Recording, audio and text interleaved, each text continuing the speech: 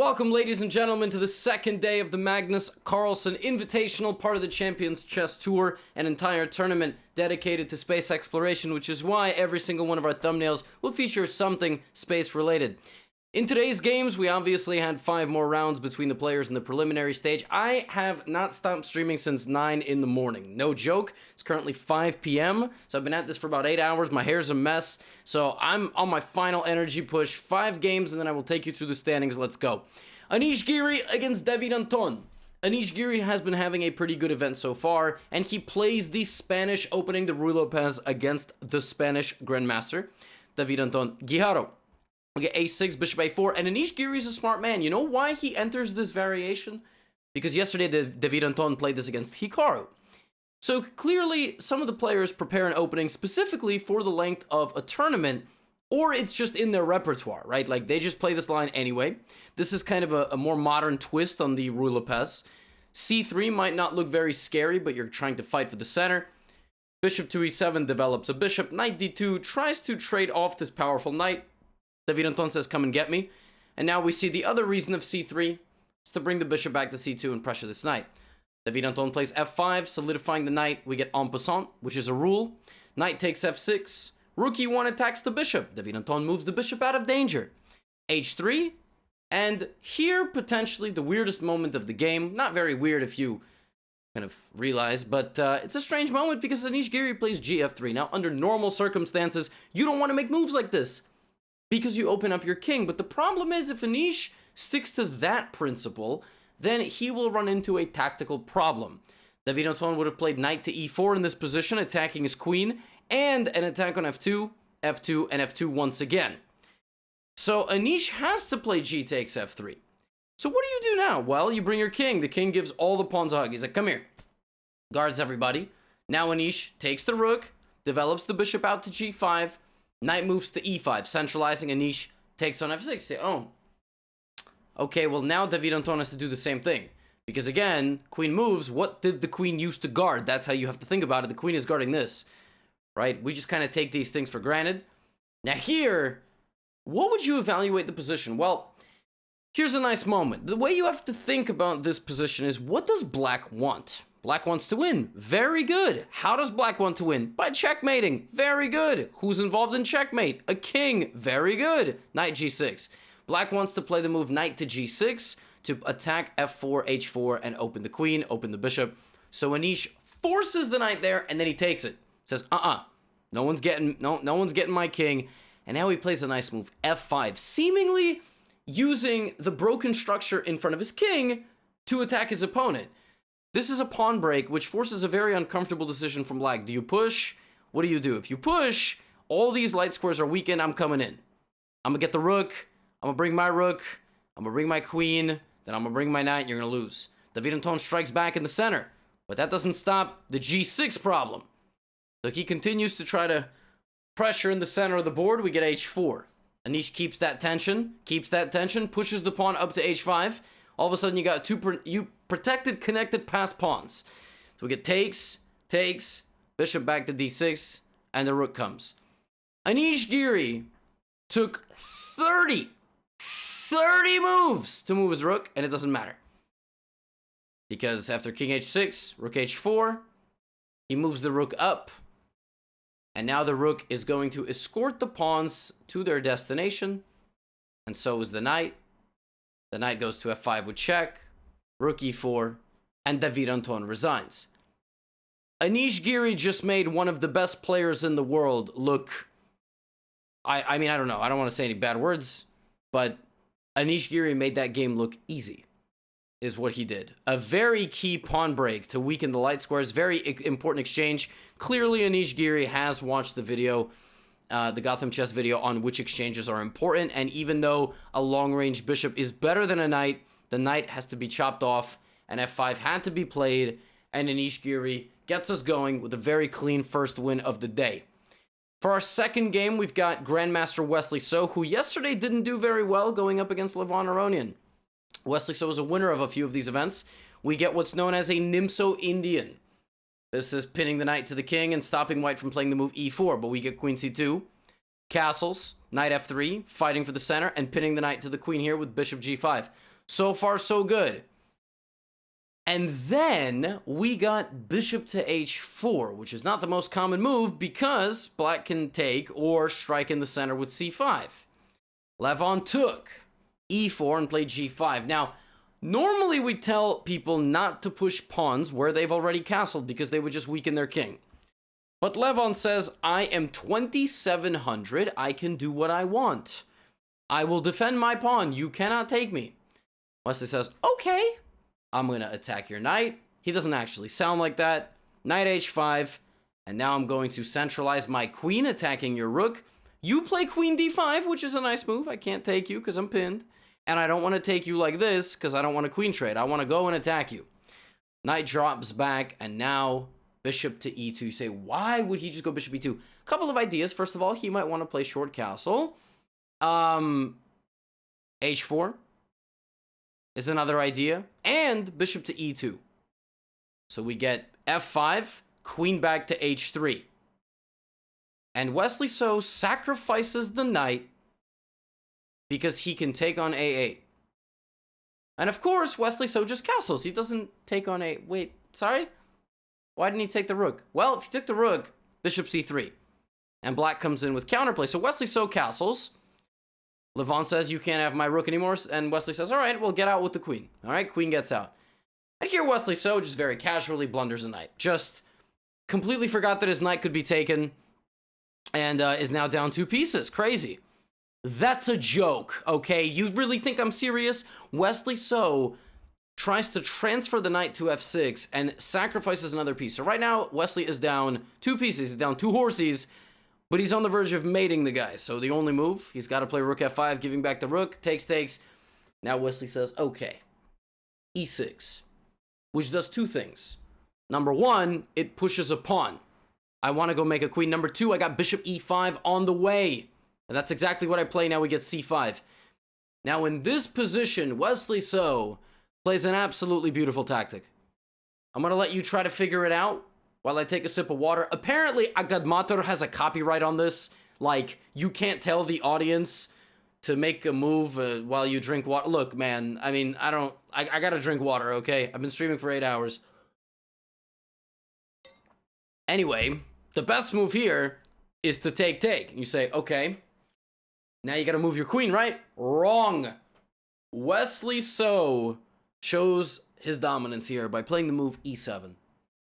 The queen is hanging in 2 different ways, but it doesn't matter because you will promote and hit the king and hit the bishop. So Levon plays bishop d7. And you would think, okay, just sacrifice, but not so fast because knight takes and now the rook protects. So Wesley So plays now queen to h5, threatening promotion. Queen c6, and now the kill shot. Rook e1! Threatening to promote again. So Levon says, So he says, whoa, I'm coming in with my rook. Knight a6. This is defended by the queen, and this is defended by the bishop. What's the best move for white here? Oh, it's so nice. Wesley So found this with like 10 seconds on the clock. Rook to e6 with the idea that if you take my rook, I don't take your rook because I get back rank mated. Always look for checks for the opponent. The idea is rook to e8 check. If rook to e8 check, queen to e8, of course you cannot block with the bishop because I take and make a new queen. King to h7, drop it back to h5, and if you block me, I make a queen, and there's no mate on e1 because of something called X-ray defense. It's when you defend a square through the enemy. Through the enemy because the queen guards the queen, and the new queen guards mate. Wesley So calculated all of that. Levon gave him a little bit of a trick here with queen to d7. Taking the queen looks nice and probably is still winning, but then you would lose your own queen. And Wesley finds a nice way here to take the rook and rook d8, and the queen is trapped. The queen is trapped. Knight to e6. Rook e8 anyway, not taking the queen here. And now we get rook f8. And Aronian resigns because after bishop f8, e8 queen, this is still not mate. The queens cover the back rank. An absolutely beautiful game from Wesley So, who had a good day today. That's all I'm going to say about that. He had a good day. I'll let you know about how he did later, but my God, that is why you don't push pawns where you're being attacked. Wesley transfers his queen over, sacrifices a couple of pieces to open up the lines, And then this gorgeous tactic, e7 with rook e6. I mean, oh, this is why we're here. I mean, listen. Incredible stuff. Now we move on to Magnus Carlsen. I mean, the tournament's named after him, right? Probably because they couldn't find a sponsor. And Magnus Carlsen has the white pieces. Now, at this point, Magnus was having some problems. He didn't have his camera on during the games. He was having some technical difficulties. So was Shakh. So this was a really weird game. It was a Sicilian defense, which was a 4-knight Sicilian, or a 2-knight Sicilian, or a Taimanov Sicilian. And there's like thousands of games here, but by this point, there were almost no games.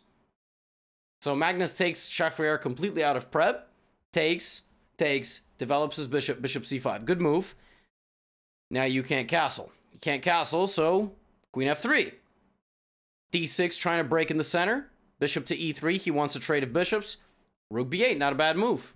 Put some pressure. b4. Very logical. Move the bishop. What are you going to do? Go back or take me? Take me? Okay, I take back. a5. Trying to create more complications. Breaking on that side of the board. But now Magnus can castle. He took care of business. Takes. D takes e5. F takes e5. Takes the pawn. Except when you take the pawn, Magnus Carlsen plays this really funny move. He moves the rook all the way down. a1 to a8. Rare in a game that you could do that. g6. Shakh doesn't want to ever get bank ranked. He gives his king a little bit of a balcony to go for a smoke break on. And Magnus Carlsen plays e6. My man plays e6. He says, take it.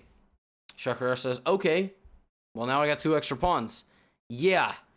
But here, Magnus plays he plays g3. I apologize. He didn't play queen e1. He plays g3. Queen e1's the other move. You can play queen e1, targeting the rook, stopping queen b1, and pressuring this. But he plays g3. Why? Because his king also needs a little bit of a breathe. Look, they both did it, so you should do it too. So we get rook b1. This is not a mate because of the bishop. So e5. And here Magnus plays the best move. You know what the threat of e5 is? This is why you always have to look for checks for your opponent. Don't just go taking stuff, man. Don't just go taking stuff. Bishop to h3 check. And the queen takes the rook. So Magnus says, oh, you want to go here? Oops, sorry. You want to go here? Okay. Best move. Now the bishop can only take the pawn, but it's not a check. Shakh plays e4. Magnus Carlsen says, I'm Magnus Carlsen. Bishop to a6. I am pinning your bishop to your queen. Now I am attacking it. And if you do bishop a6, you think that you're getting a bishop and a rook for the queen. But queen a3 check.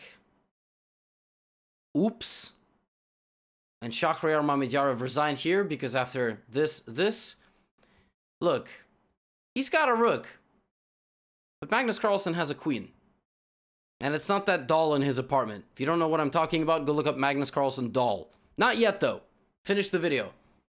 Queen a6. And Magnus Carlsen defeats Shakhriyar Mamedyarov. 4th game of the day. And unfortunately, the 2nd game that we feature Levon Aronian. But I say unfortunately because maybe he lost, but maybe he didn't. I want to feature as many GMs as possible. So, knight f3 from Hikaru. d5. They play a completely symmetrical position. c4, c6, queen b3. This is well known. Queen b6 offering a trade of queens. Hikaru develops a knight, says, if you take me, I'm happy. I get this open rook. Levon says, I know you're happy. I don't want to make you happy, so I'm going to play rook d8. h3. h3 is a move that prevents bishop g4. Also prepares king h2, g4, king g3, king f4, king e5. If you can't tell if I'm joking or not, I don't really have anything to say to you. Bishop f5, bishop f4. Now we get this move. Queen takes back. And knight to d5. Rather than finishing his development, Levon tries to get in the center. So Hikaru plays knight g5. Going for f7, going for knight d5, and going for e4. Sacrificing his pawn and sliding back. And at this point, Levon had to play cd5. Instead, he played queen takes b3, which allows something called a Zwischenzug. And that's probably not how you pronounce it, but listen to me. I'm sorry, okay? In-between move. Rather than taking back the queen, first you give a check, and then you take back. And that baits the king forward. Now, Hikaru plays e4, attacking the bishop. Bishop goes back, take, take. So we got two bishops versus bishop and knight and some open lines. What do? We trade the only active rook that Levon has. We want to trade the rook, right? We want to trade the rook, and that isolates this pawn. So now Hikaru plays check. By the way, h4, bishop h3. Can we not take that for granted? Look at that activation of the bishop. Activating a bishop without moving it first, right? Then he takes a pawn. Levon plays bishop takes b2. Hikaru plays b4. Removing the guard of the b7 pawn takes. King goes back. And now he plays bishop f1. And the idea of bishop f1 is that Hikaru is trying to set up for the next game. The next move is going to be bishop c1. Then he will play rook a7, rook a1. In reality, he wants to go here and attack f7. And that's when Levon got super low on time. At this point, Levon had about 30 seconds. He played rook d1. Hikaru got out of the way. And then played b5. This move, b5, a simple pawn break, is +5. It's the only move in the position to make it +5. You say, why is it so good? It's so good Levon had to sacrifice. It's so good because after cb5, you just play bishop b5. And there's nothing black can do. Like, the next move is bishop c4, attacking f7, rook b2. The game is over. So Levon sacrifices on f1, but bc6, rook e1, c7, and resigns. And this is just another game today where one of the players just completely outplayed the other, and it looked like it wasn't even competitive. The game just didn't even look competitive. So this opening, this kind of symmetrical, symmetrical Grunfeld or whatever it's called, Neo Grunfeld, Hikaru surprises Levon with this kind of idea to sack the pawn, just back up. And for the entire game, black was on the back foot. Like the whole game, black was reacting to white. And perhaps the nicest moment of this game was when he played rook d1. To offer a trade, to be cerebral enough in this position, not to play h4, bishop h3, or go for any of that stuff. And by the way, not to even take a free pawn and kill the activity of your own knight. He gets into a position where he activates this bishop with bishop h3, infiltrates on a7, plays b4, removes the guard, and perhaps the nicest maneuver, bishop f1, with this idea with b5. He just made it look easy. And Hikaru also had a good day. But sorry. Levon, 2 games, the victim today of 2 very nice wins by the player with the white pieces, which takes me to our final round of the day. The Argentinian number 1, Alan Pichot, 22 years old, versus Alireza Firouzja. These guys, some of the younger players of the event, Jordan van Forst being another one. And am I forgetting anybody? No, these are some of the youngest players in the field. So Pichot trying to overcome. Yesterday he was in last place. I mean, there is unfortunately no way to sugarcoat it, but yeah, he's trying to beat Firouzja. So e4 c6. Yes, Alireza, my favorite opening. You know what? It's such a favorite that I'm gonna flip it so we can see it from my perspective, or Alireza's. So we get d3. This is a very solid system. White tries to invite a trade of queens, and even though you can't castle, says, okay, your pawn is dumb, and I'm going to get fast development. Alireza plays g6 and turns the game into kind of a weird caro, where he's like, all right, I'm going to trade my light squared bishop, and then I'm going to put all my pawns on light squares, because I know Levy's going to feature this in his video, and there is honestly no greater achievement than life, right? So castles, knight e7, and now he takes, and now he castles. Fantastic. Looks like all of my blitz games, so I'm going to pay attention. a5. Great move. Alireza says, I've got this pin here, so let's play a4, a3 to put some pressure. We get king h2, a4, and a3. Okay, well, you can't push that pawn anymore, but Alireza has completed the quest of putting all 8 pawns on the same color square, which normally is not good, but in this case, it's great because you don't have a light squared bishop. So now he plays rook e8. We get f4. Alan Pichot is going for the win. c5. What does that do? Frees up this for the knight. We get c3, knight c6, bishop e3. So what's next? What do you do now that you've kind of improved your position to the maximum? Move the queen out. Guard the pawn. Queen c2. And now he says d4. Let's fight in the middle of the board. Bishop back to g1. Queen to b3.